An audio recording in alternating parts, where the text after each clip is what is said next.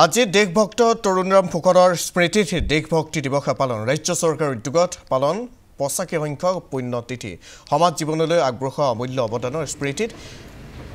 দিৱসটি উদযাপন মহানগৰীৰ ভৰলুমুখৰ তৰুণৰাম ফুকন উদ্যানত শ্ৰদ্ধাঞ্জলি অনুষ্ঠানৰ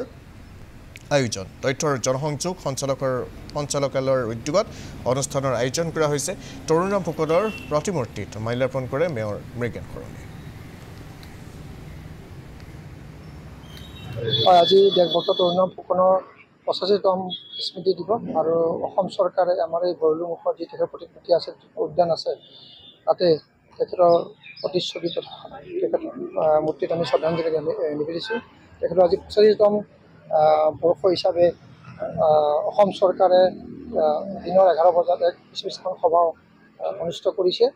আৰু যিহেতু কিছু বছৰৰ পৰা অসম চৰকাৰে এইটো দেশভক্তি দিৱস হিচাপে পালন কৰিছে তো নিশ্চয়কৈ তেখেতৰ যি কৰ্মৰাজি আছিলে তেখেতৰ যিখিনি গঠনমূলক কাম আছিলে তো নিশ্চয়কৈ অসমবাসী ৰাইজে মনত পেলাব আৰু তেখেতৰ নিচিনা হ'বলৈ সকলো উঠি অহা নৱপ্ৰজন্মই যেন আগ্ৰহ প্ৰকাশ কৰে আৰু লগতে যিটো তেওঁ গুৱাহাটী পৌৰসভা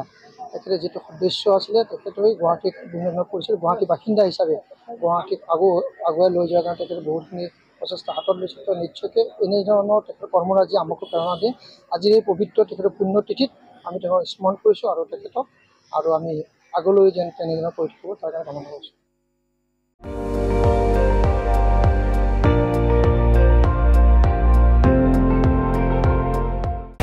আপুনি চাই আছে ND24